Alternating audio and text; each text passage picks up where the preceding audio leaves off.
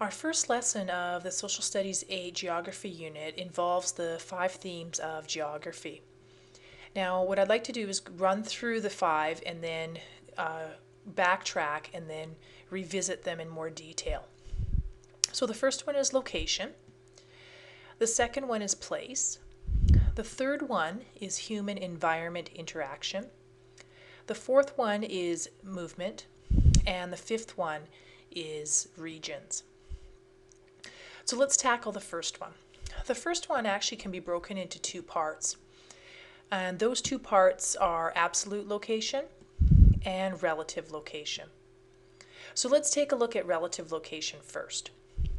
So if I show you a map of Kamloops, and what I'm going to do is describe to you how I would get from one place to another using relative terms. So let's say we're at number 11, and if you take a look at our legend here, it says that number 11 is the Royal Inland Hospital. And we want to go to True Campus. So how would I describe that in relative terms? Well, the first thing I need to do is to tell you that, because I don't have a compass rose in this one, that this direction here is north. So I can use actual north, south, east, west to describe where True Campus is from Royal Inland Hospital. And I can basically say that it's due west. That's one way.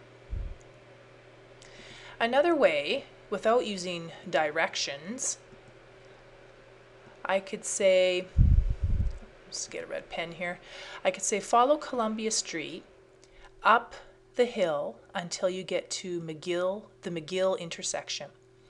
Turn right, and 2 blocks down you'll see the True Campus on your right hand side. Those two ways of describing where True Campus is are examples of relative location. Now, there are other ways that you can use relative location as well. For instance, if I say Hawaiian Islands. Hawaiian Islands, there's quite a few of them, but relatively, we have a pretty good idea what we're talking about. Same thing with the Caribbean. If I say Caribbean Islands, we have a pretty good idea that the Caribbean includes Cuba, the Dominican Republic, Haiti, etc., etc. Same thing with Indonesia. There's many islands there, but generally we have a pretty good idea as to where Indonesia is. Same thing with Scandinavian countries. And if you're unaware, Scandinavian countries include Norway, Sweden, and Finland. So those terms are all relative. They're not overly specific, but they give us a general idea. Now, how do we get to be more specific? Well, let's go back to our notes. Absolute location is how we would be very specific.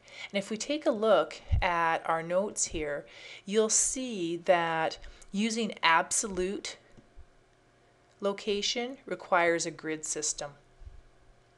There's a couple ways that you can do that grid system. One is actually using a grid that you would see in math class.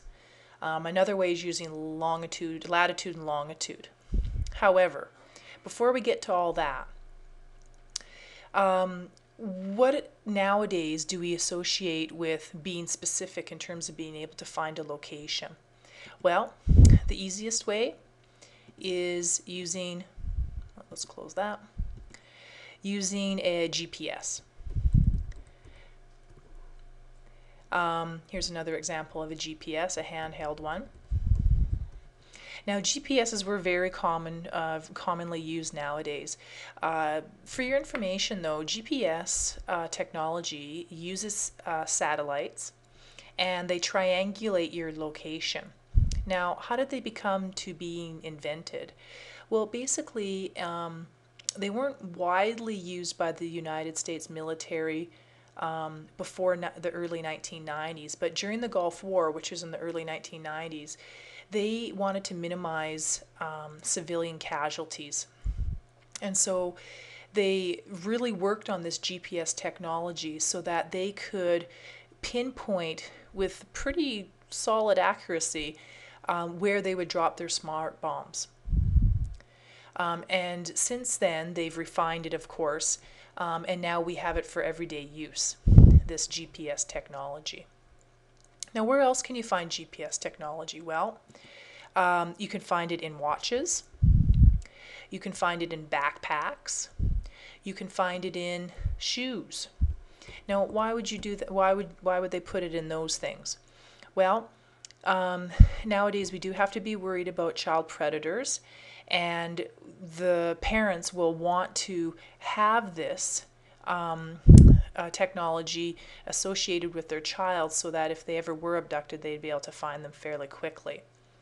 Another place, and some of you probably have this technology in your cell phones, and that's one of the main reasons why parents will actually buy a cell phone for their child, is so that they can actually track where their child is.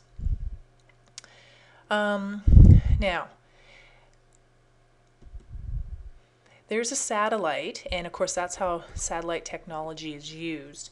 But how does it actually work? Well, if you take a look at this diagram here, what happens is that satellite sends a signal to either a car or a truck, cell phone, backpack, shoes. As long as there's a GPS transmitter, it will send a signal. Now, before I move on to explain the rest of the diagram, I just wanted to point out vehicles, of course, I know in our car and in our truck, we have GPS technology. In our truck, we have OnStar, and in our car, we actually have a navigation system where the map is actually embedded into the dashboard. And many of you probably have this as well. Anyway, so the satellite sends a signal to the vehicle in this case. The vehicle then sends a signal to a tower, and the tower then turns around and sends that signal to a carrier.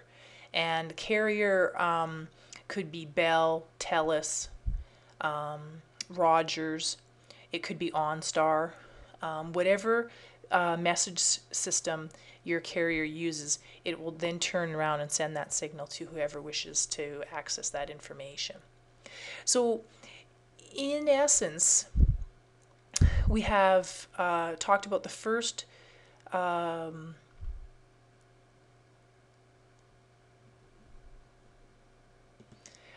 theme of geography, and that being location.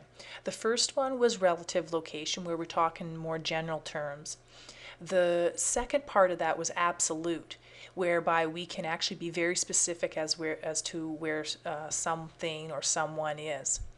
Now, before all this technology came about, cell phones, GPS carriers, how did geographers determine this? Well, in our next lesson, that's exactly what we'll talk about.